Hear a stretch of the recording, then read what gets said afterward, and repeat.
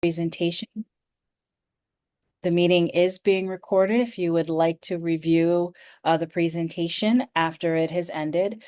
First up is Nicole Wynands, the Active Transportation Program Manager. Nicole, thank you for being with us, and I'll turn it over to you for presenting your information. Well, thank you so much, and thank you for having me today. This is really exciting time for us since we've worked a couple of years now towards this release, so it's finally out. So we're excited to share it with the community and hear all your thoughts. So I brought some slides to support my presentation here. Let me pull this up.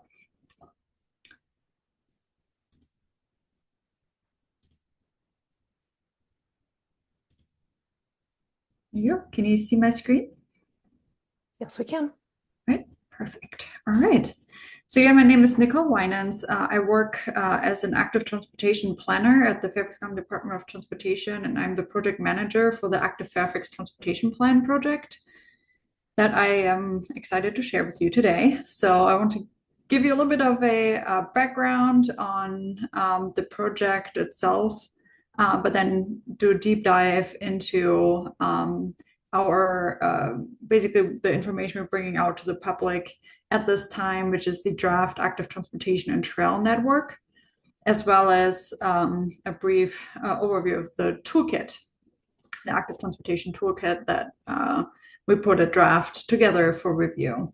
And of course, after my presentation, I'm excited to hear any thoughts that you may have about this project or the network in particular or the toolkit, as well as any questions I may be able to answer at this time. So let's start with the project overview. First, a quick definition of what is active transportation. So for this project and in general for Fairfax County, we define active transportation to include all forms of non-motorized travel. And that's both for recreational purposes or to get from A to B. That definition does include electric micromobility vehicles as well. So that includes e-scooters, e-bikes, e-skateboards, and other similar vehicles. So the project originated with a desire to update the current Fairfax County bicycle and trail planning guidance. We have a bicycle master plan and a county-wide trails plan on the books, and that has started to become an issue to have two separate documents, and both of them were pretty outdated. So this project's task was to combine those two plans into one plan and bring it up to date. And we started this process in 2020.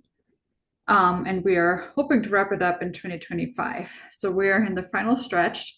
But here on the right, you see kind of all the work we have already been doing until now. So we started with an existing conditions review, and that included demographics and Fairfax County safety issues, locations, identifying locations where demand for active transportation would be highest based on the density of pedestrian generators, for example, as well as the existing network, but also looking at areas with the greatest need for active transportation, particular areas where there are a lot of neighborhoods where there's a greater likelihood that they rely on active transportation to meet their daily needs. Then we identified the existing policies and plans that relate to active transportation. The county has quite a lot of documents that mention active transportation, of course. And we created a list of those just to make sure that we have those that we have a list of the policies that on documents we may need to revise once this project gets amended into the comprehensive plan in order for the documents to refer, for example, to the basically updated trail network instead of, for example, the current bicycle master plan. So those references needed to be identified. Then we conducted a community survey in the spring of 2021. That was in the midst of COVID, so it was done mostly virtual, but we had a questionnaire for the community to fill out, as well as interactive maps where the community was invited to identify barriers to active transportation, but also places they would like to reach, as well as potential routes. And we also reached out to community members that were less likely to respond to online surveys, but going out to food distribution sites and handing out a lot of surveys in different languages, pre-stamped. We got a good amount of feedback on those. And all of that input that we got through this community outreach informed the development of vision, goals, and objectives. So active transportation in Fairfax County. And that document was adopted in November 21 by the Board of Supervisors, and will form the foundation for this proposed active transportation and trail network, as well as the active transportation toolkit. But it also plays a role in the next presentation on the update of the transportation element of the comprehensive plan, because those objectives are kind of written with the idea that these will feed into the policy plan one day. So that is goes hand in hand with the current effort that Bob will be presenting on. Then we also developed the Safe Streets for All program recommendations document that was endorsed in May 2022. And that document was expedited. It was technically a part of phase 2. So we have not developed other program recommendations yet, but because pedestrian safety was such an important issue to the county, we expedited that development of that program. And unfortunately, to date, we have not been able to launch it. We're still waiting for funding for the program, but the board endorsed it in principle, but it has not yet been implemented. Then we started phase 2, which is basically where we are now. And those were the biggest tasks of the project. So we developed a draft active transportation trail network, which I'm going to present today, as well as the active transportation toolkit as a supplemental document. And now here we are in community engagement, particularly on those 2 key deliverables of this project.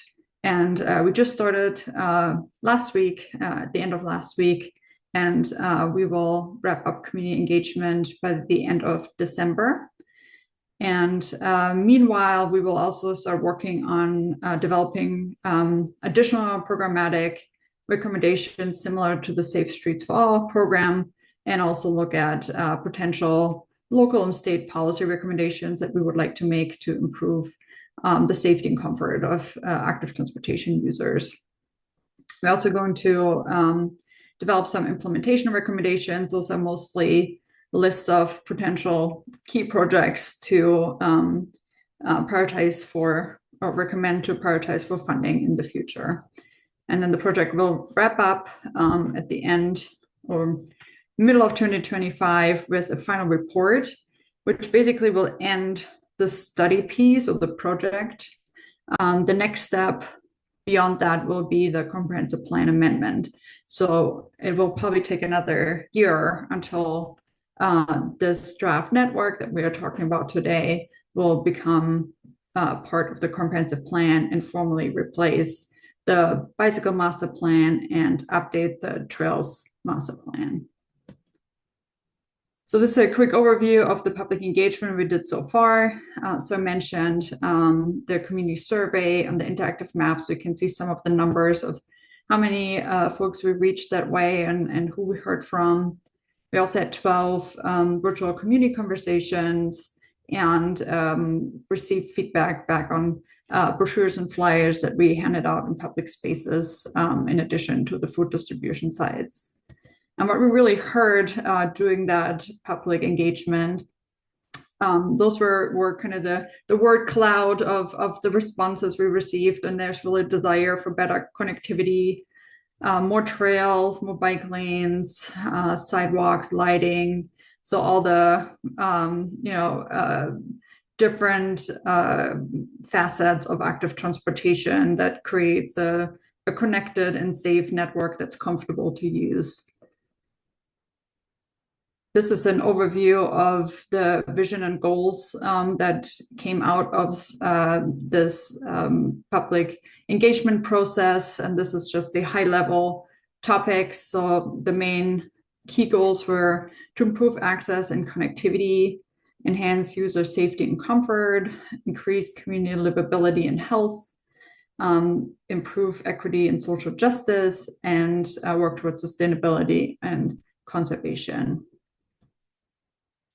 So let's dive into the draft active transportation and trail network map.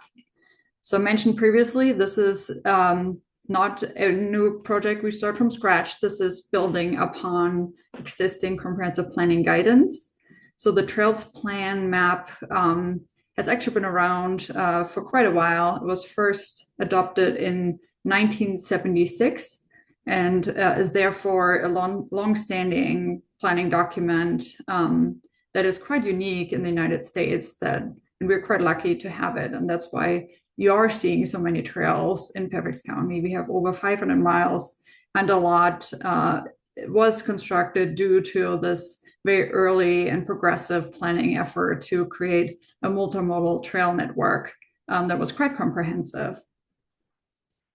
Then we have the Bicycle Network Plan, which was developed in 2014.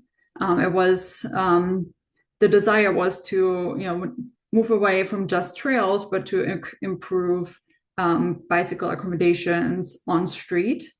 This plan does include some off-street trails as well, but it was mostly focused on basically converting existing asphalt to improve accessibility for bicycles. And then we have additional planning guidance that addresses active transportation facilities. And those are also in the comprehensive plan, and they're called special area planning areas. And those are the activity centers, such as Tyson's and Springfield and Annandale, those mixed use commercial centers. They actually all have their own plan. And a lot of these plans have very specific guidance of what active transportation facilities should go along those roads. And this is a separate planning process from the Active Fairfax plan. So moving forward, the Active Fairfax plan will actually not cover those specific areas because those are planned through a very community-driven, detailed effort. And we provide some high-level guidance as part of this effort. But as you will see on the draft map, these are actually highlighted in a different color. And that's the reason for that. So again, the purpose of this update is really to bring our plan network up to date and also to streamline all these different planning guidance, because you can imagine having all these different plans, they don't necessarily align well with each other because they were developed at different times with a different focus. So this is a comprehensive effort to make sure that we only have one recommendation for each location instead of one, two, or sometimes even three different recommendations for the same property frontage, for example. And that has been very confusing for our development community, but also for the planners, both at the local and the state level. And we created a lot of need for staff coordination and feedback to see what actually is the type of facility we would like to see today. So we put all of that into this plan in order to bring it to a state where it's a lot more aligned with the current priorities of the county. So what's new? So there's a lot. There's definitely a stronger focus on complete streets. So that's a fairly recent concept that developed in the United States that really takes a comprehensive look at who uses our streets and how can everyone that uses those streets be accommodated safely and also comfortably. So in the past, complete streets sometimes was just referred to, okay, we include all modes. So a street should, in addition to cars, also support transit and pedestrians and cyclists. But the new complete streets basically also acknowledges that particularly pedestrians need additional resources such as lighting and shade. But of course, bicyclists benefit from that as well. Places to rest, safer crossings, but also looking at the vehicles slower speed. So not just prioritizing the throughput, but looking at it comprehensively and cohesively to ensure everyone is included in the design of the street and the function of the street. So we are also including a new principle that is now kind of the common approach in the national level and state level, which is called the Safe Systems approach. You may know it as Vision Zero. It has a new name now. It's slightly different, but the overall gist of it is, death on our roads and injuries are unacceptable. They're avoidable, and they're a multi-pronged approach to help increase the safety systematically on our roads. So it has many aspects. You see them all here. For us, of course, it's mostly the safe roads, which is more of a design issue, but also the safe road users, which is more of an education enforcement issue, and then the safe speeds, which is more of a policy, but also a road design issue. And we're also considering complete networks. So looking at the first last mile, how folks reaching transit, but also, using trails to get from A to B, or, using a car to drive part of the way and then bike the rest, or walk to, the bus stop from your work. So how all of these fit together and create a multimodal system of complete networks is a key principle to this plan as well. Important to note is that previously the design user, as we call it in our engineering planning speak for these facilities, was more of a commuter, getting commuters to work, getting commuters to transit, not necessarily really supporting the needs of every single person that needs to get around. So we call this now planning for all ages and abilities, and it really needs to support the needs of families that travel with infants, for example, the elderly. ADA needs are, of course, always incorporated, but they also need to be balanced with the needs of others to make sure it's universally successful in providing a comfortable and safe user experience.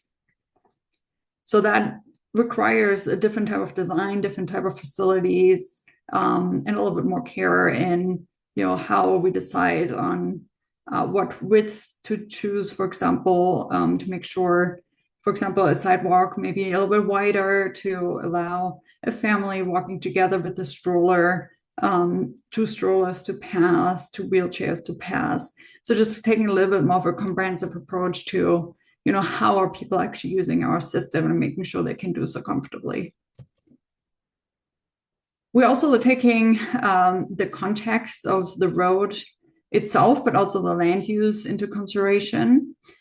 So when we are planning for active transportation facilities, we are now looking at the speed on the road, the volume of cars on that road, and the number of lanes, but also adding land use to the mix.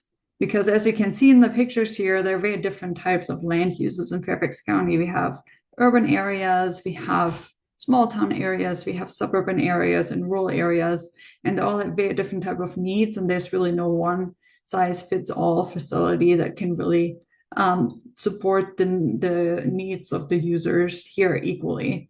So in urban areas, for example, there's a lot more pedestrian activity, so we may need to look at separating some of the users, the fast and the slow users of the facilities, while in more rural areas, we may need to focus more on preserving the trees, for example, that are along the road.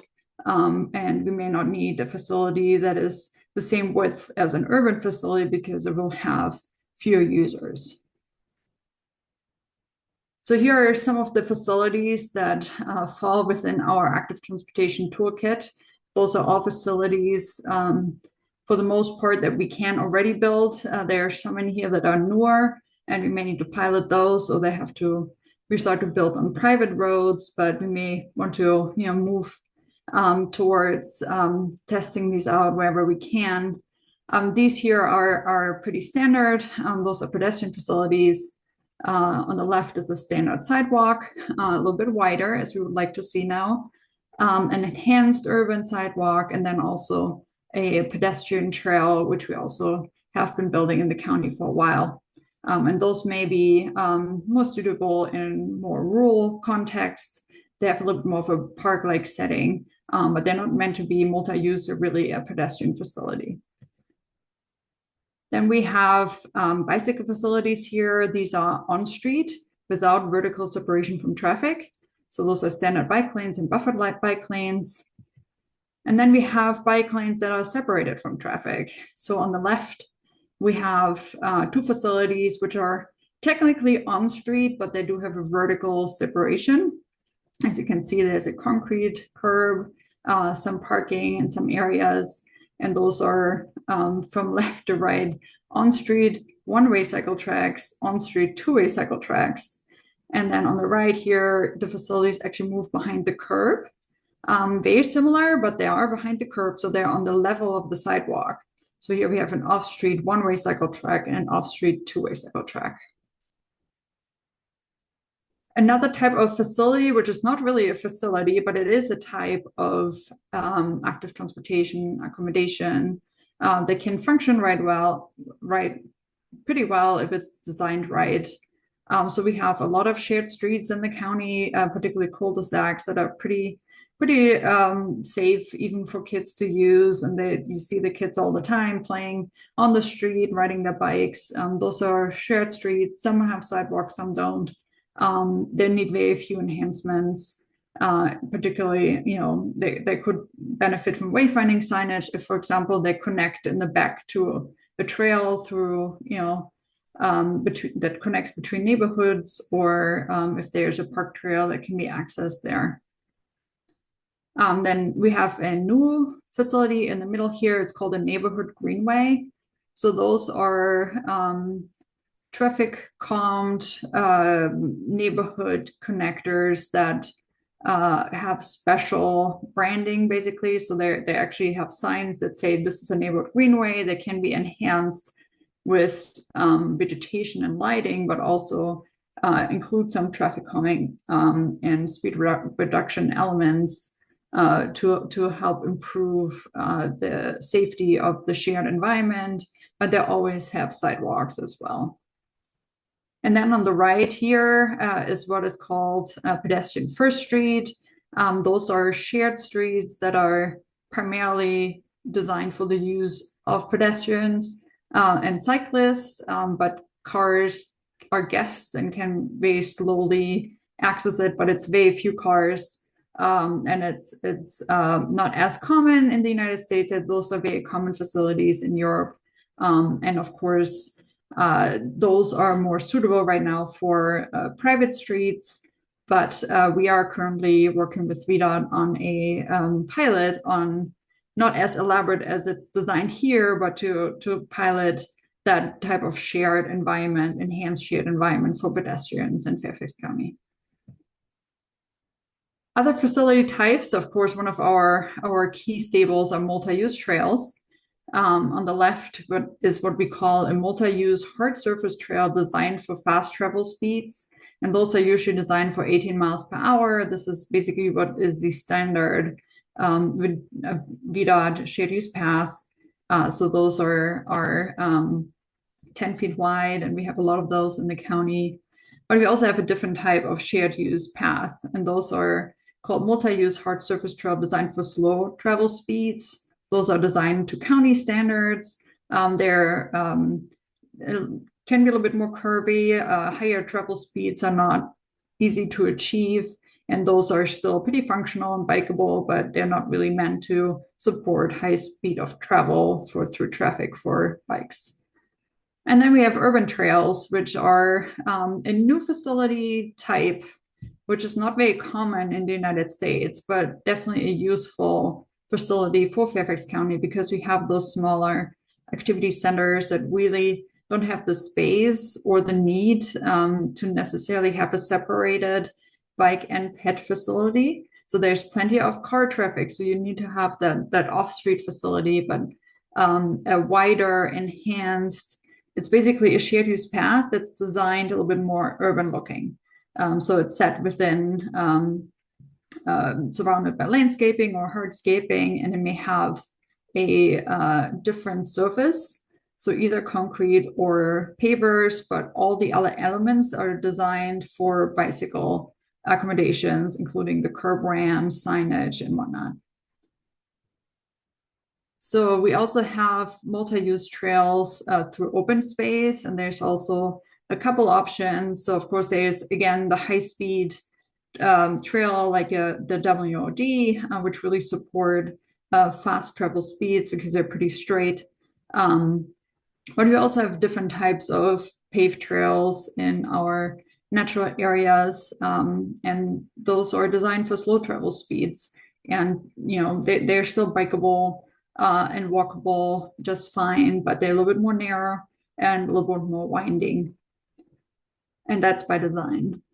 And then we have multi-use natural surface trails. Those are up and coming. We haven't done those for a while in the past, but the county is ramping up to be able to build these again, build them well, maintain them. But that's primarily on parkland, but potentially, in the future, it may be a potential interim facility outside of parkland as well, or maybe a permanent facility if we can figure out the maintenance outside of parkland. But we now have expert designers of these type of facilities, so they should function better and last longer and be designed better than in previous decades of trail development in Fairfax County. And then there's a facility type, it's called a boardwalk. This one here shown is out of wood. Nowadays, they can also be built out of concrete, which makes them a lot more durable. And those are usually used to bridge environmentally sensitive areas. However, we have to definitely caveat that, like, this is not, we can't just build boardwalks everywhere. There's still an impact to the environment. They're very expensive. So they have a limited application, but it should be in our toolkit to use them where they are appropriate. So also new is facility selection guidance, and that guidance is actually on the map. This is a high-level overview. The guidance on the map is actually a lot more detailed with very specific recommendations for both bicycle and pedestrian facilities as well as streetscaping. And this is based on the roadway type and the community character. So that's the land use and basically transportation land use connection that was not fully considered in especially the countywide guidance previously, and that we are trying to provide more detailed recommendations in this plan. So here you can see, how the recommendations of these different type of facilities change depending on, how busy the road is, how wide the road is, how fast the road is, but also the density and the type of adjacent land use. So a little bit more about how we applied all these different aspects that I just talked about. particularly the kind of how we merge those plans together. That was a pretty big effort that took nearly a year in itself because there was a lot of data. It was a big network. And though the bike plan was designed in using modern mapping technology, the trails plan was, again, from the 1970s, so it was never really digitized in the same way. So cleaning up that data and making sure, there's only one line and it follows the road and it's where it's supposed to be and it doesn't duplicate anything and that they all connect those different nodes together. That was kind of a big first step that we had to go through. Then the second step was to fill the network gaps. So we had a pretty comprehensive network planned already, but again, it didn't have that all ages and abilities focus as much. It was a little bit more focused on commuters. So for example, it didn't fully integrate schools or parks or park entrances into the network. So there were a couple gaps. And of course, the county has changed. We have a whole different community centers and schools and land uses that have developed over time, and those needed to be updated in the network. We also did an environmental review because there were a lot of lines on the plan that are just not feasible, and they were just drawn on a map without looking at the actual circumstances on the ground. So some of these lines had to be shifted to a different location or removed if they were not feasible at all, and a different route would need to be found so that we didn't have anything planned for the future that we already knew would not be feasible. Also, we took off some of the guidance that was duplicating and conflicting with the guidance on parkland. So all the parks in Fairfax County do their own comprehensive planning, similar to what we're doing with the activity centers. So this plan actually doesn't guide what is planned in parks because it's a different comprehensive planning process and actually a whole different comprehensive plan. So that's a separate process that will need to, or is happening separate out of this. But in order to not have lines on a map that were not in those plans, those were removed with the exception of a few key regional trails that will remain on the map. The other exception are stream valley trails, which this document, the countywide trails plan, and now in the future, the Active Fairfax Transportation Network is the guiding document for the stream valley trails. So they remained as is. And those actually predate even the 1976 trails plan. So they have a very special status in the county. So those would just be carried forward through this planning effort.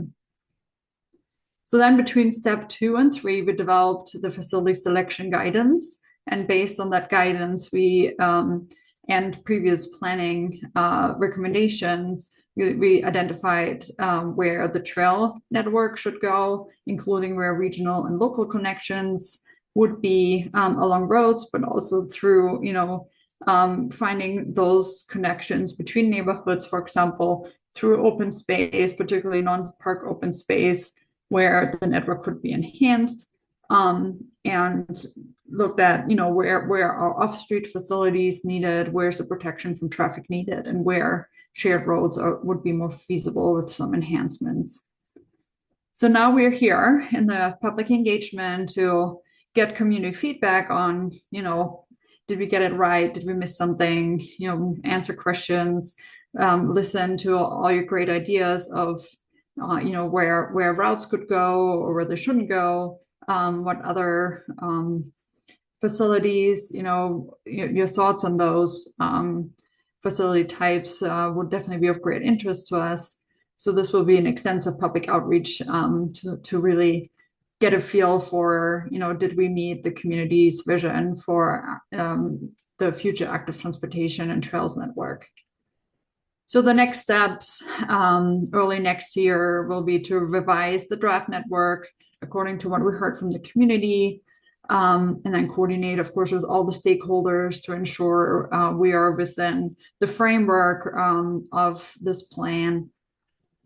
And then initiate the comprehensive plan amendment. Again, that will probably take another year in order to get this network into the comprehensive plan and make it the policy that can be implemented. That includes a public hearing. So this is not the last public engagement. So there will be at least a public hearing, likely additional community outreach to present on, this is what we heard, this is how we changed and updated the plan before it becomes the future policy. So I want to go a little bit in more detail on the land use context that I mentioned earlier, because it's new and it's actually an integral part of the map. So I just want to give you a brief overview of how to identify the land use. So this is based on the county's very high-level land use map. And we filled it into 4 main categories. So in purple, you see the highest densities, so that's the Reston and Tyson and metro areas. Then in reddish color, those are the more village center types. So those are the community business centers, suburban centers, but also large institutional areas. And then in the lighter beige color are suburban neighborhoods, and the darker beige color are low density residential areas.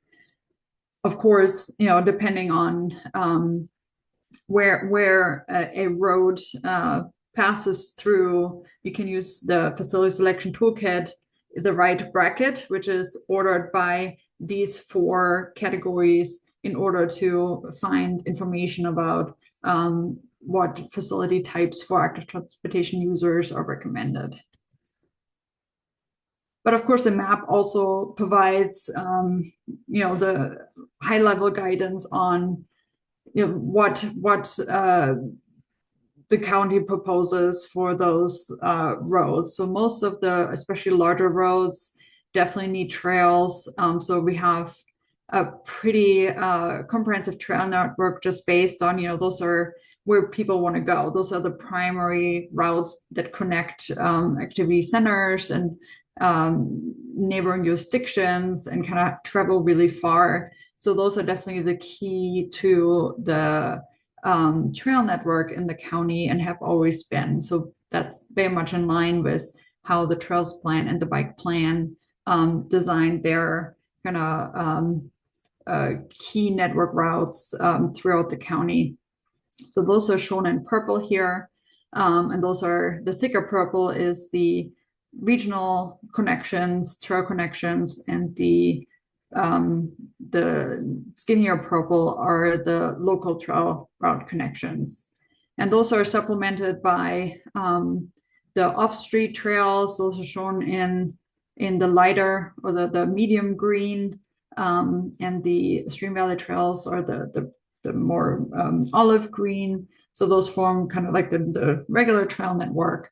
And then you also see a lot of blue. Those are the enhanced neighborhood streets that are taking advantage of routes that are already pretty comfortable, low stress, or need minor enhancements in order to reach destinations within the neighborhood. For example, you can see schools inside the neighborhood. They don't necessarily need a trail built that is often not feasible and also not necessary if the road is already pretty safe as is. But having those routes planned out here definitely frees up, on the one hand, qualifies those routes for funding or improve funding for enhancements because it is a designated route, but also helps us plan for future, for example, safe routes to schools efforts or wayfinding projects.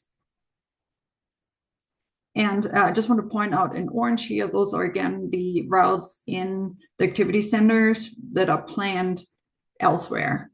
So these are all in orange. It just means, and they're all labeled with numbers. It means, those are the plans, number 7, number 21 here. You would need to find those in the comprehensive plan, and they would have their own section there. So a closer look at the different routes. In the past, we'd had very specific, okay, this route has to be a bike lane, this route has to be a 10-foot shared use path. We're moving away from that a little bit, make it slightly more flexible because we have different type of facilities that all would work. And in reality, that's how we actually implement even previous planning guidance. We look at, how much space is there available, what can be fit, what still basically meets us all ages and abilities. But for example, there's a road that doesn't need the 4 lanes that it has. We could potentially convert a travel lane to a two-way cycle track. Having that ability, it's much cheaper actually than building a shared use path. So we want to mention that as an option. Yes, you can do your trail along the trail network, but you may also want to consider a two-way cycle track or even a one-way cycle track. For example, if we can just narrow the lanes and fit in a one-way cycle track each way, it would still improve, the safety and the connectivity on the road to the level where it would serve all ages and abilities.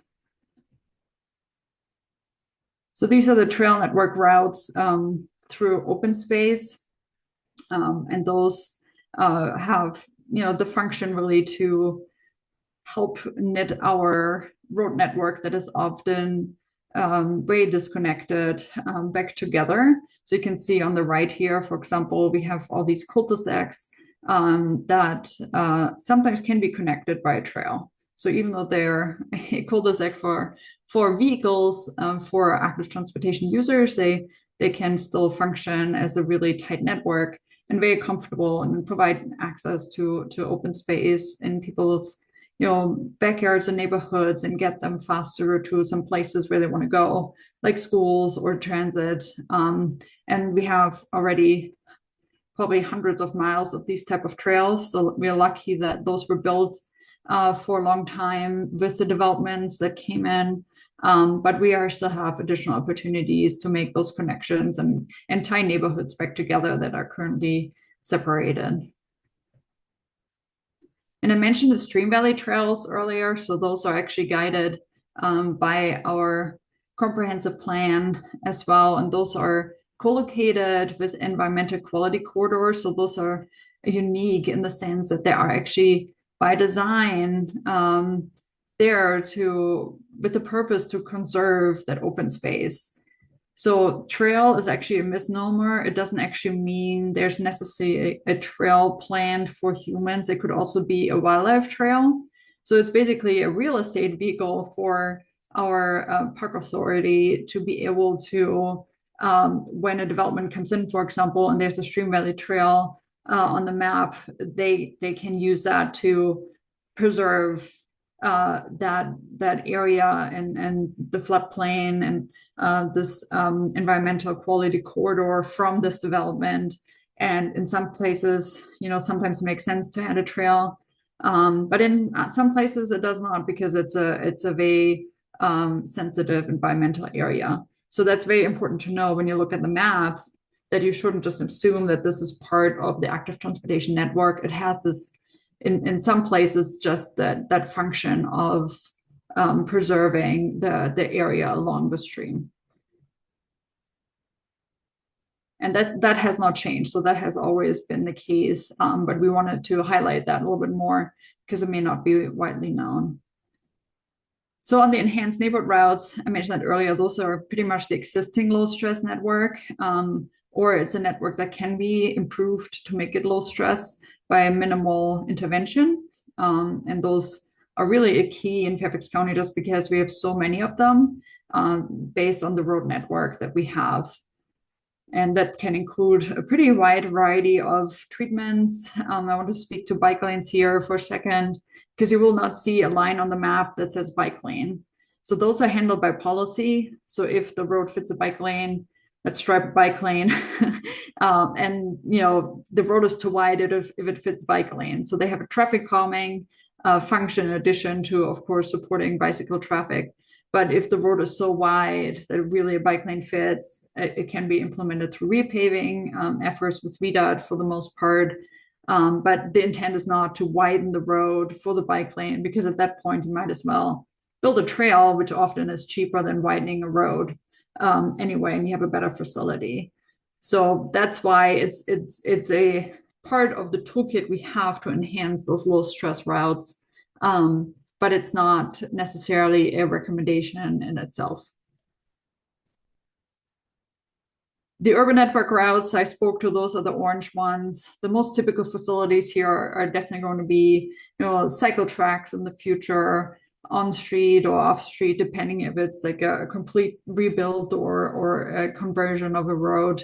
But those are key active transportation corridors for the most part. That's where most activity is, most of the demand.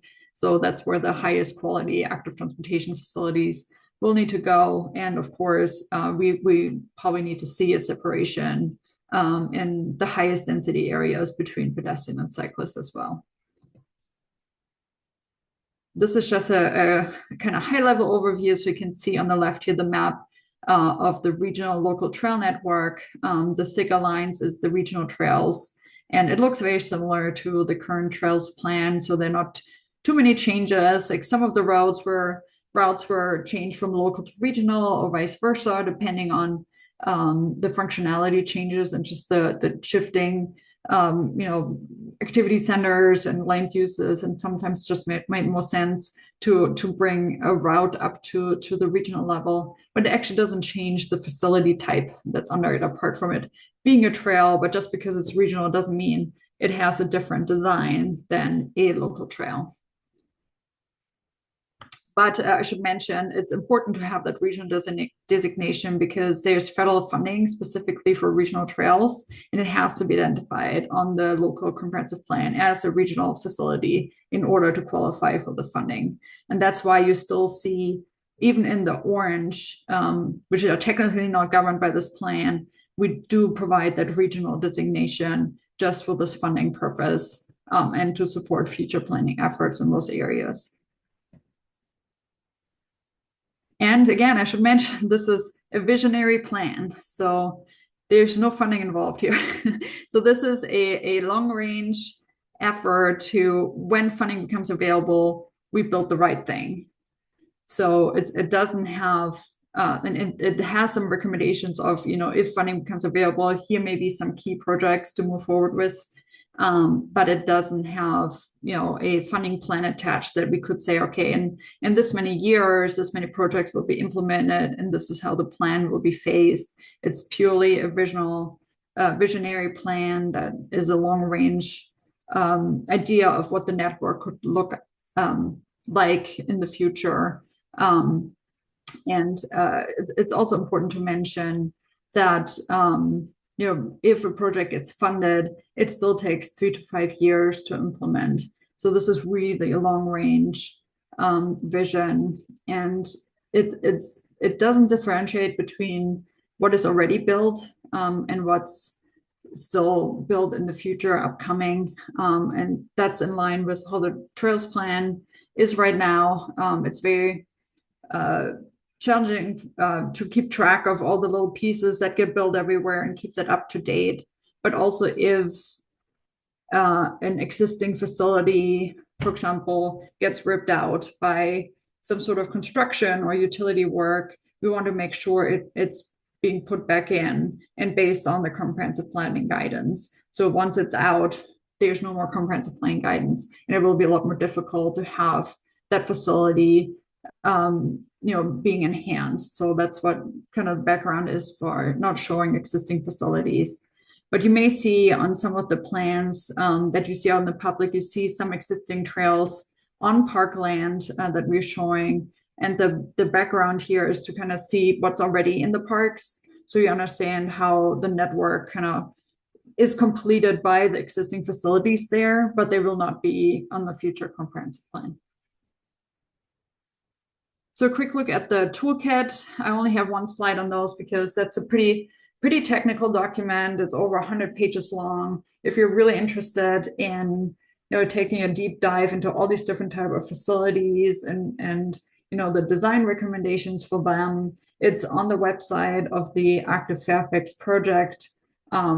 Please feel free to take a look. Let us know if you see anything, have any thoughts. So it's under review. by the public as well. But because it's more of an internal document, it's not going to be policy, it's not going to be adopted into a comprehensive plan. It's more a summary of, best practices and guidelines that we're currently using or that we recommend to use in the future, to pull basically the institutional knowledge of the active transportation planners at FCDOT and other departments in the county together. So we have one document that we can go to, if, for example, we have a community task force that is tasked with helping to plan one of the activity center active transportation networks. This will be a good guide for them to learn about, what options are there and what facility is appropriate where and why, and kind of what to look out for. So now I would love to hear, I've talked a lot, what thoughts you have, what questions you have. You can also fill out a survey online where you can let us know your specific thoughts, leave comments on the network map. There's an interactive map available online that allows you to click on specific locations and provide comments. Or you can, just send an email or call us to discuss any thoughts and questions you have. So really appreciate, all your insights. I know the users you're out there biking, and you have unique insights and what is important, what routes may need to be upgraded to a different facility, or there should be regional, local, sometimes, especially when it's these smaller connector routes, if you know them well, please feel free to let us know. And we hope to create the best plan network for you, and that we can. So yeah, with that, I would like to open it up for your questions and comments. So Nicole, quick question. Should we do questions now, or should we do it at the end after Bob's presented? I would say let's do it now on ActiveFairfax, because Bob's presentation has a very different angle. That's a very separate project, even though it's connected. I think the questions will be very specific for each effort. Okay, all right. So you all heard. Who has questions for Nicole?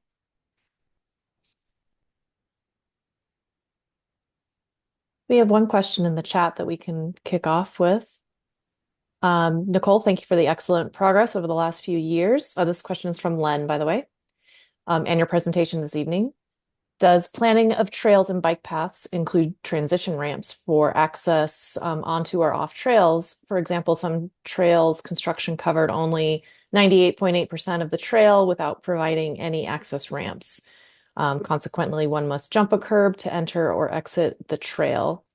And then we have 3 examples where this person's experienced this in Burke along the Liberty Bell Trail, at Burke Station Park in Kenwood Street, Burke Station Park at Hillside Street, and at Carly Parkway Park and Carly Parkway.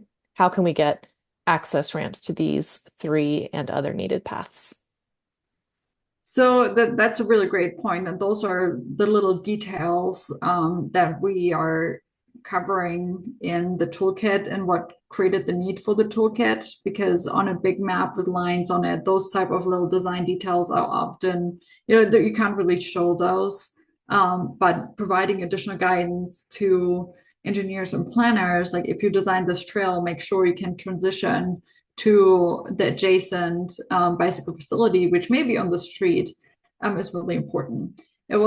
Trails were often seen as a pedestrian facility, and therefore not only connected to a crossing pedestrian facility, which may be a sidewalk and not necessary to the street. There are also design issues with providing a ramp on one side, but not the other side of the street. So a trail crossing a street is not a problem, but if it's ending there and there's no receiving ramp, that has been an issue in the past. So there's some standards that make it a little bit harder to accommodate that type of transition, but it's more of a learning effort that is needed in the industry. That if you design a trail and it's for bike ped, you can't just end it at a sidewalk. Like you have to provide a transition to the road. So that's why those are the little details. There are many of similar examples why the toolkit may be really a helpful tool for engineers and planners to really get those little details right, because they really make a big difference for the user. And for those specific locations, feel free to send FCDOT an email, and we can add it to our unfunded project list. So we're collecting these type of issues and prioritize them for funding when funding becomes available. Because the program unfortunately still costs a lot of money. We don't have a budget for those to just go out and fix them, but we can as long as we know about it, add it to our database of known active transportation project issues that we could work through our prioritization effort in the future when funding becomes available to address. All right, thank you very much. This is Len speaking. Mhm. For your information, all of those 3 examples that I gave, it is street access onto a trail, but in order to enter or exit the trail, you have to stop at the curb and then climb over the curb. Right. Okay, so thank you very much. Thank you. I appreciate And it. Yes, and we that's one of have- my pet peeves too. So I'm with you on that one. Yeah. Do I need to send you an email to identify these 3 or other areas?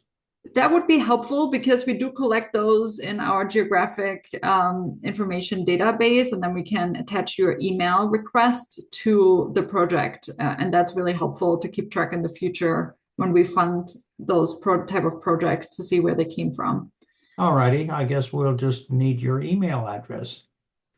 Right. So these type of requests can go to dotinfo@fairfaxcounty.gov. So any sort of active transportation issues you have, dotinfo at fairfaxcounty.gov, and those will be distributed to the right division. If it's maintenance, for example, it would need to go to our maintenance department, and if it's a infrastructure improvement like this, it would go to a specific staff member. Thank you, Alexis. All right, thank you. Excellent. Thanks. It looks like Douglas has his hand up. Douglas, would you like to go ahead? Sure, thanks, Alexis.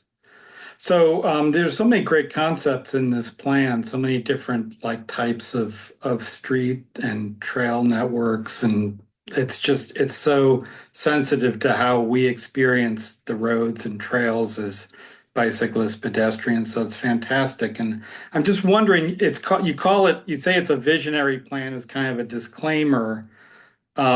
But there's so many opportunities to build more active transportation networks once this is adopted that don't necessarily depend on, submitting grant applications or getting funding from the federal government or the state government, especially all the development that's going on. You talked about activity centers, and those have their own plans and that it's cross-referenced with this plan.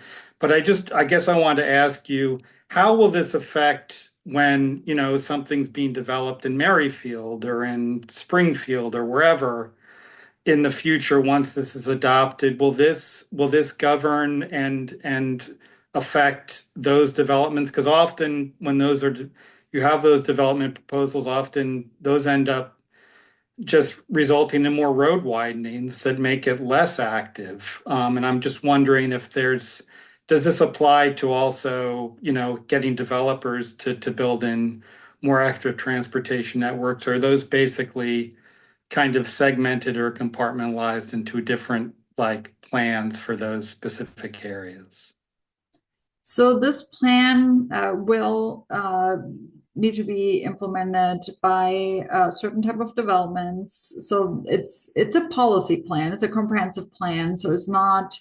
There are opportunities, that the legal process provides for some developments to waive the construction of those facilities, but that's the exception. For the most part, if they come in with a entitlement development, a rezoning, in those cases particularly, we have more leeway to get the facilities that are recommended and enhancements to those or improvements to existing facilities. What is pretty unique about this plan is that it's in the higher codes, which means it also applies to by right development. So by right development, they don't go through a rezoning process. They basically, just they're zoned for something and they're just going to rebuild their building. It will still trigger. So they still have to improve their frontage, especially when it comes to bicycle facilities or mixed use facilities. Pedestrian facilities are a little bit more tricky. So there are exceptions to that. For example, a single family home, which is a by right development that just gets torn down and rebuilt, they unfortunately do not have to improve their frontage. But a subdivision would, a larger commercial development would, but there are always negotiations involved in exactly how and when, and if something is existing, is that acceptable and does it need to be enhanced? So they're similarly rare, but overall, in general, the county works really, really hard on getting the best we can. And unfortunately, that does involve road widenings if they are in the comprehensive plan as a recommendation. So we as staff definitely understand that there's definitely a balance to be struck between the vehicular recommendations and the active transportation recommendations, and sometimes they work together and sometimes they don't work together as well. But just because we have this network plan, unfortunately, doesn't necessarily influence what the vehicular plan does. So those are still two separate documents. However, that said, the county has received funding for a Complete Streets design guide, which basically merges those two together. So it doesn't quite exist yet, but in the future, the county will work on developing a document where we don't just look at what's on the street and what's what active transportation facilities we have, but look at it together, hand in hand, a lot closer, and that will be a multi-year effort going forward. So again, we have the funding, but we haven't started the process. But that's a good way to look into how do those facilities and work actually together, and what makes sense in what context. Some of the activity center plans have already moved into that direction. So if you look at those, you can see very specific cross sections, and it's planned out to the last inch. And this is where this goes, and there's where that goes. But outside of those activity centers, it's still a now pretty outdated vehicular plan, and then now a process to update the active transportation plan. So it's work in progress. It's definitely still visionary, and there's still improvements, but we're aware of those issues and working towards solving some of those problems, which are very suburban in nature. I know the cities have kind of given up on trying to accommodate all that traffic because it just doesn't work. But we're still in that stage where we're in between, but moving in the right direction. And I think the future Complete Streets design guide will play a key part in one way or another in merging the needs of these type of different users and more comprehensive together, I guess. Great. Thanks, Nicole. Let's take one more question from Evan, and then we can move on to the next presentation. Evan, do you want to say your question out loud? Yeah, I can say it out loud. Good evening, everyone. Sorry to hear some of my background. I'm trying to get my son to go to bed. So we bike a lot from Reston. We go to the metro and all that. And I asked the Reston Association why they don't light up more. And they said it's because the path lights are under the same as the stadium lights. With this new plan, is there any chance to change that ordinance or to change the law so it's much easier to get lights? Because during like fall, winter, and early spring, it's kind of not the most fun to bike around. But when there are lights, it's much easier on everything, and it's going to make people actually use it more. So is Fairfax willing to change that, or any update on that? Because that would make life a lot easier for everyone. Yeah, so that's a great question. So there's definitely going to be some best practice recommendation on particular pedestrian scale lighting in the toolkit, and on the map. There is a note in this table that I showed, the facility selection table. There's a line that talks a bit about lighting, and depending on what type of land use there is. So in more urban areas, you need more lighting, and in more rural areas, you need lighting in just along key routes or in key locations. There is some work being done on working towards some sort of lighting policy countywide, but it's a pretty big effort and it's a lot to go through. So we're not going to provide that plan, unfortunately, as part of this, but we do provide the recommendations of particular pedestrian scale lighting is really important for safety. And we can't do whatever the resident association, I live in Reston, so I'm familiar with that particular area has their own policies that Fairfax County doesn't necessarily, regulate. They're a lot stricter in Reston than outside the county, and we are building projects with pedestrian scale lighting as we speak. So it's not that it's prohibited. It may not be. It's a new thing, so I think it hasn't been asked for in the past as much, or it was asked for street lighting versus pedestrian lighting. So there's definitely concerns about street lighting, the glare, the impact on, neighbors that may not want the street light to shine into their window. But pedestrian scale lighting is a very different design. And it's actually much more important for safety for pedestrians, not just along the road, but also at crosswalks, because the overhead lighting sometimes can hide the pedestrian in the crosswalk, especially if there's, trees nearby. It's just too high up. The pedestrian lighting is much lower to the ground. So it actually illuminates a pedestrian from the side and makes them a lot more visible. So that's kind of like a best practice that, is included in the toolkit, and one of those things that is very important to communicate to the petitioners to know, this is the best practice and this is why. But again, so we'll work towards it. It's not a policy in itself. That's a good one for Bob to include in his effort and updating the policies that can help regulate those things in the policy plan. But yeah, a key issue for sure.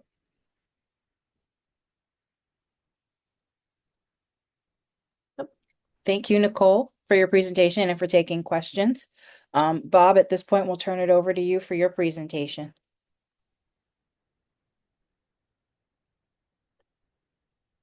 Hello, everyone. Good evening. I just want to check really quickly with everyone and this group. I have about a 30-minute slideshow. How are we doing on time for your meeting? I think we can probably extend a little grace and let you complete. Alexis, do you agree? I think so. Okay. That's okay with you, Bob? Yeah, it's okay. I'll try to speak quickly and give enough time for a Q&A at the end. Thank you. So let me get my logistics up for a screen share. And pick out the one that's going to share it. Hopefully that's the one. Can everyone see that screen? It's coming up as, oh, there it is. It's a little slow. There it is. It is a little slow. Okay. And I'm trying to hide that. Oh, it actually hides by itself, I think. All right. Well, good evening, everyone. My name is Bob Pikora. I work with the Transportation Planning section of Fairfax County DOT. I'm a long-range transportation planner. I'm also joined on the call by Taylor Waymeyer. She's also with long-range planning. And the both of us are working on a transportation policy element update that is part of the countywide policy plan update. And I'm going to go through a few slides and talk about what the policy plan effort is called. It's called Plan Forward, as you can see that by the logo on the bottom, and go through a couple of the, let's see, actually, there it is. So a couple of the topics I'm going to cover tonight is the background purpose, why we're doing this, when the board authorized this, the Board of Supervisors, what the Plan Forward phases are, which elements we're tackling at the first go around, and then our initial findings from all the policies that we're taking a look at, and then look at it from a transportation policy perspective and the other plans that are focused on transportation, including just the one that Nicole presented on the Active Fairfax plan. So then I'll talk about the timeline really quickly, the schedule, and then open it up for a Q&A. So here we go.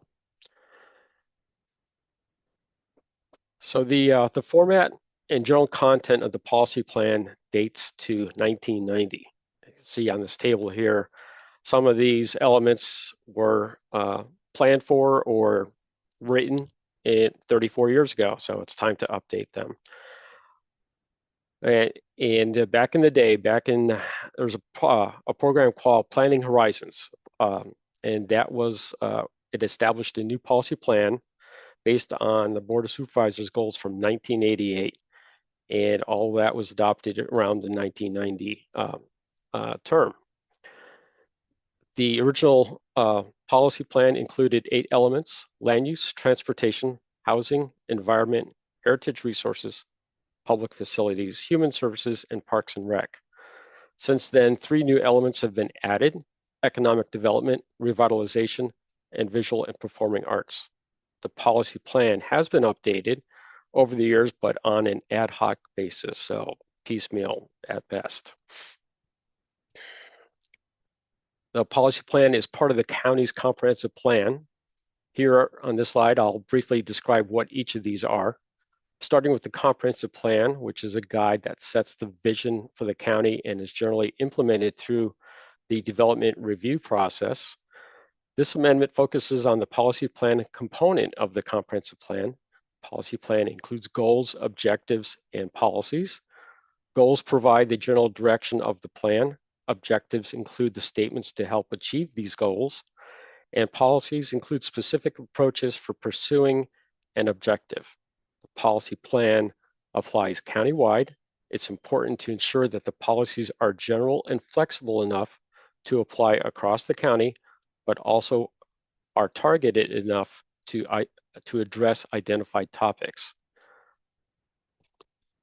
Although not addressed through this policy plan amendment, there are 3 other county documents that are of importance.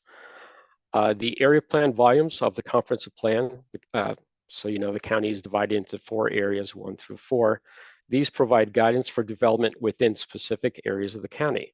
They address area and site-specific considerations and recommendations.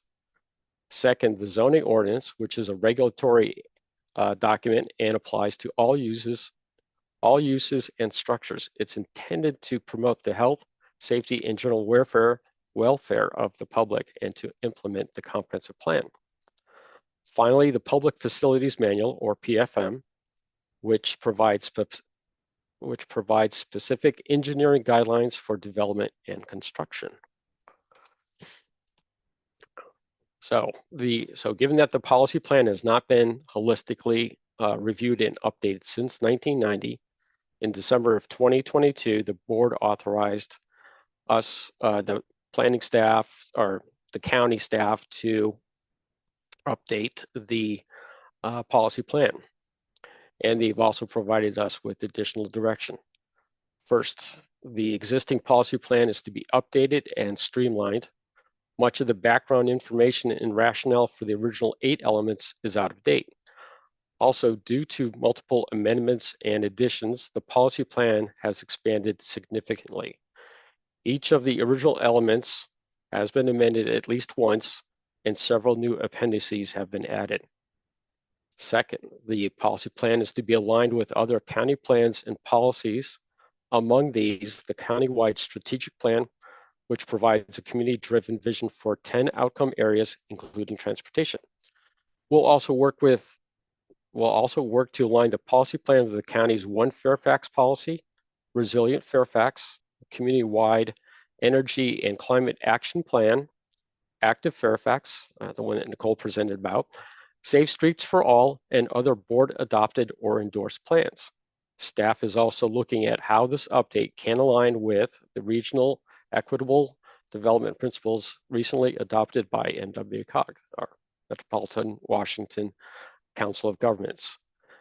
3rd, the board authorization included direction regarding the development of new policies related to equity, community health, resiliency, or other areas that might be identified through the outreach process.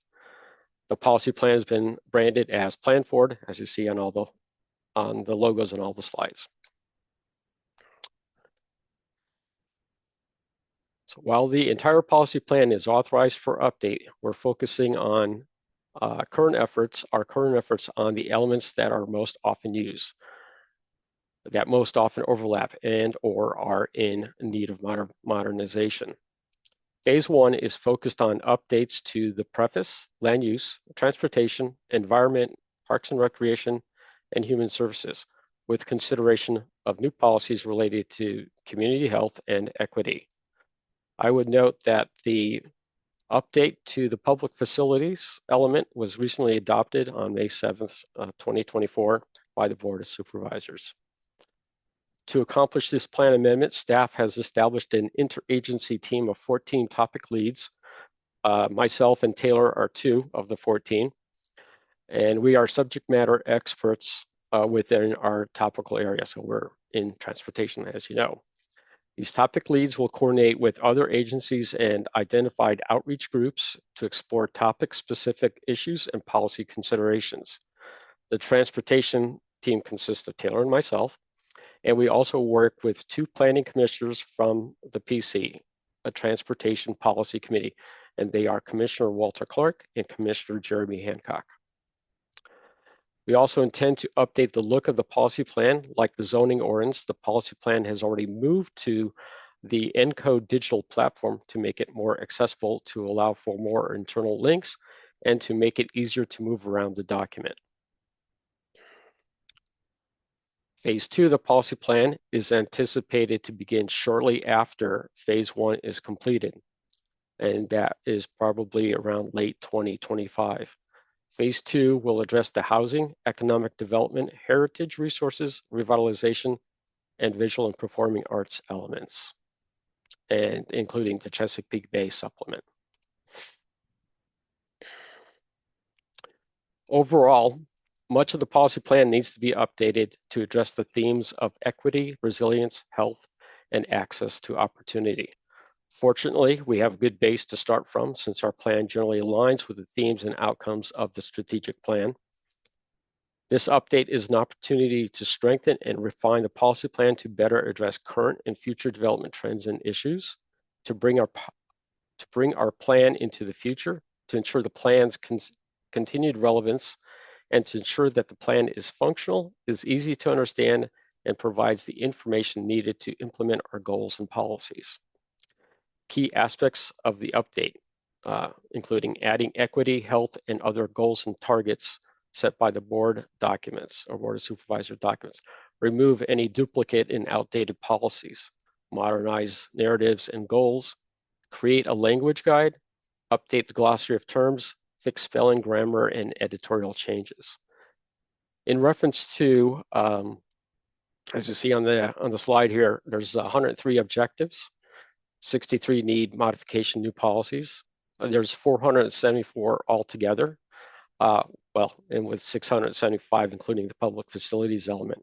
And there are 25 appendices. In reference to the transportation policy element, there are 90 policies and objectives. 13 objectives, 90 policies, and there are 5 transportation appendices. And those include roadway classifications, types of transit services and facilities, right-of-way requirements, bike and trail classifications, and the county bicycle master plan. So one of the things that Nicole was mentioning with her Active Fairfax plan is she will have to do a policy plan amendment or a comp plan amendment for her project. Right now, the old bike master plan resides as an appendix, so we'll probably have to look at the logistics of removing the old bicycle master plan, and either incorporating that into the policy plan or have it as a standalone document. Okay, so the other thing with the policy plan, we will continue to include bike, trail, and pedestrian recommendations that are aligned with the Active Fairfax Transportation Plan. So all the things that Nicole's team has been working on is all the new stuff that we'll be able to include with this policy plan update. Other things, the policy plan team identified 18 documents that have new recommendations and strategies that need to be integrated with the update. From a transportation perspective, we have identified 13 documents, plans, and programs that have a transportation component or a strategy that we collaborate, compare, and not contradict. Throughout the update, there may be other transportation documents that might be affected or have an effect on this policy update, and we'll be reviewing those in our ongoing work. The current transportation policies and themes focus on a multimodal system where we ensure safety for users of facilities and services, provide choices, and balance the modes of transportation network. Goals and strategies that were sound in 1990 still have some value in 2024 and beyond. The county is broad and has many diverse neighborhoods and communities and needs. The transportation network is equally broad and diverse and would need to meet the needs all across it. As you can see by the map, it's a pretty big map. It's the entire county. Transportation policy themes that apply countywide include those such as ensuring safety for all facilities and services, provide multimodal choices, reducing single occupant vehicle use, expanding pedestrian and bike facilities, increasing public transportation, all while adapting to new county policies, plans, and strategies. With this update, we also want to identify new themes, goals, and recommendations that we can carry forward. A couple of examples that come to mind are establishing recommendations to recognize environmental changes, healthy communities, continual changes in Fairfax neighborhoods, and the development of more new residential, which in turn means the need for more ped and bike and transit options. Oops, sorry. Now here's something that you and your new members of the FABB can help us with. What are some of your ideas about multimodal policy recommendations? We're looking for ideas for goals and objectives that have a broad reach that would be relevant in the near term and also for the long term. This is something that we are asking the groups that we meet with and all the citizens that attend our outreach events. Asking for your input as we begin updating this policy plan helps us with developing ideas that you have and then maybe some that we haven't even thought of.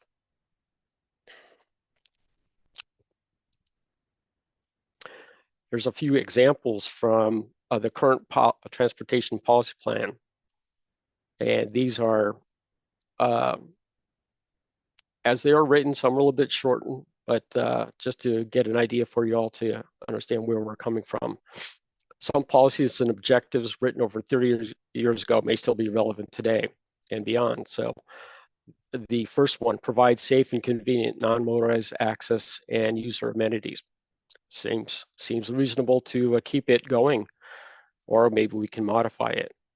How about the second one? Provide clearly marked bike lanes, marked bike and ped features in the construction of roads and bridges. Evaluate road and lane dieting concepts. That was written 30 years ago. It's still active today, still relevant today. The third one, provide sidewalks, trails, and/or on-road bike routes to link residential with transit stations, activity centers, shopping, and recreation. Could also be a good one for the future too. And the last one, apply best practices for walkable communities, pedestrian and bicycle planning, quality of life, and ecological preservation. So at the end, I'll give you an email address where you can provide ideas to on how to reach us. But these are some things that you can help us with. And at the end of the presentation, I will send a PDF of this document, this slideshow, so you'll have access to it as well. You can think on some more ideas for us. The project schedule in terms of the update. is a significant milestone that we recently completed was the outreach plan. Our informational outreach phase began at the end of May, where we introduced the project to the public and asked them what's working well and not so well around what's happening in their neighborhoods and what things that they can think of from a transportation perspective. A focus on the transportation issues that could be addressed through the policy plan is something that we're looking for from our perspective. The policy plan update team held 3 in-person open houses and 2 virtual meetings in June and in May and June. There will be more. There will be additional outreach events this fall. They have not been scheduled yet. We are starting to ramp up our policy activity for the next 6 months, where policy development begins. We will continue with the outreach and updates to the policy plan committee, Planning Commission's Policy Plan Committee, and Board of Supervisors updates. Next year, we'll be working on the draft plan, checking in with the community and additional community meetings. The goal is to finish phase 1 of the policy update by the end of 2025. So where we are here, we are in that June to December segment of time. So we're looking at more policy, Planning Commission policy meetings, the Board of Supervisors updates and committee. But we're doing staff research, the staff is researching the topics and the policies and starting to get more ideas as they come in. And then we'll be doing focused topic outreach events in the fall. So here's how you can contact us. If you want to learn more about the plan amendment, that's the first bullet there. So that's the plan amendment number, and it's on the planning and development website. The policy plan itself is on the Encode Plus. There's a link there. So when the PDF is sent to you, these links will still be active. If you are looking to provide comments on all of the potential policies, all the 6 elements that we're looking at the first go around, go to Plan Forward Fairfax at publicinput.com. And then any questions related to the transportation policy, you can contact myself and or Taylor. So either one of us can help you out. And there's the last bit. Any questions, comments, or ideas? And I got you guys right to 8:30. Thanks, Bob. Appreciate you getting through that. You're welcome. Anyone want to come off mute and ask any questions?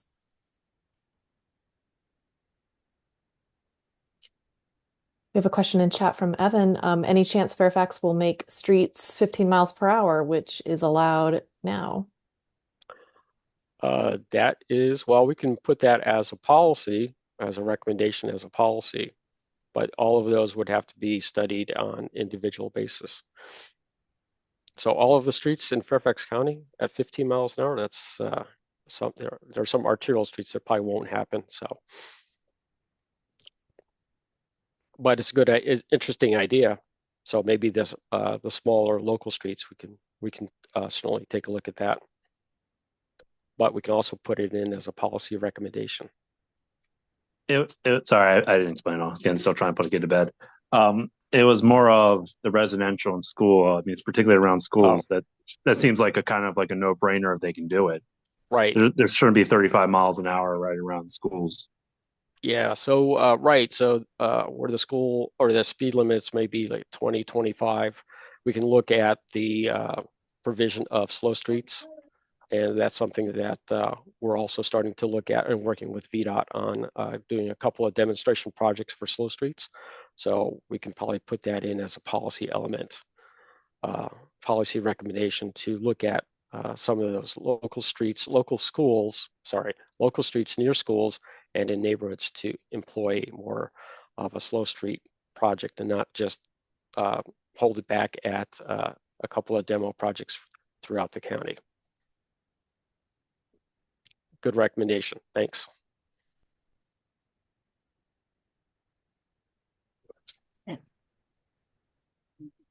Any other questions, Sean? Did you have a question? Yeah, so I posted it in chat as well, but I'll say it as well here. So two things. Number one, we have to look at the transportation policy updates in relation to the land use policy updates, because Mhm. the way that our county is currently arranged is in sprawling single-family zoned suburbs, which are hard to bike in because it's hard to get places with walking or biking or even with a combination, right? With Mhm. buses, implementing a bus system in a small sprawling county like this is challenging as well. And so we really need to look at how the land use policy is being updated to encourage denser growth, to discourage, massive single family zone swaths of land where Mhm. people live but aren't connected to anything else that they need to be connected to. Right. So that was my first comment. And the other thing I'll say is we also need to make sure that we are prioritizing shortened routes for bicyclists and pedestrians. As in, if you need to make the vehicles go further, do it. Prioritize shortened routes for bicyclists and pedestrians to get places, because if you remove the barriers, more people will do those modes. Can you give me an example of a short route? Um, I'm so trying to understand how that concept would work. So, like, for example, there are places, if you're trying to go from the Costco in Newington, I'll just use this as an example, from the Costco in Newington to the, um, Oh, to across on the other side of the I-95, right? So if you want to bike from there to the other side of 95, it's about 6 miles. If you drive it, it's about a mile, oh. right? And So so you're looking at more direct routes, short direct direct routes, routes. and if a direct route for a bicycle comes at the expense of a less direct route for a vehicle, then that should be done, right? That if you prioritize the shortest route possible for a bicyclist or a pedestrian, that more people are likely to use those modes. If you make people go 30 miles out of their way, that's an exaggeration. If you make people go a mile or two even extra longer to take the bike route, then they're not going to do it. They're less likely to do that. Okay. No, actually, that's sounds logical. Sounds like a good recommendation to make. Thank you. Yeah, and on the previous one about land use element is one of the ones that we're doing with phase one. So we'll be land use and environment are our top three, like the most intense elements that we're going to be looking at in this first phase. So all three of the teams are working together on this update. So thanks for mentioning land use and transportation. They go hand in hand. Any others?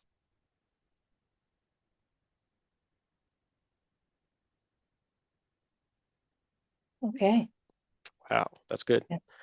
Like I said, I'll send along the PDF copy of this presentation, so you'll have access to the contact info and the links on it. And you can always reach out to us. The website is up to date and current for projects, and we also have other meetings that we've attended or presented to, or links to that. If there anyone else would like more information on other meetings we've attended and presented at, I can also provide that info for you all. And I thank you for the time. Thanks for letting me speak really quickly about a really important topic, and look forward to working with you all in the future. And maybe we'll meet again when I give you more updates. Okay. All right. Well, thank you, Bob, and thank you, Nicole, for your presentations tonight. Thank you, everyone, for attending. If there's nothing else, Alexis, I believe we can go ahead and end the meeting. Is that correct? Last call. Okay. All right. Yeah. Thank you, everyone. We will make sure the materials as they come in get distributed out, and make the recording available once it's ready. Thank you so much. Have a good evening and a good rest of your week. Thank you.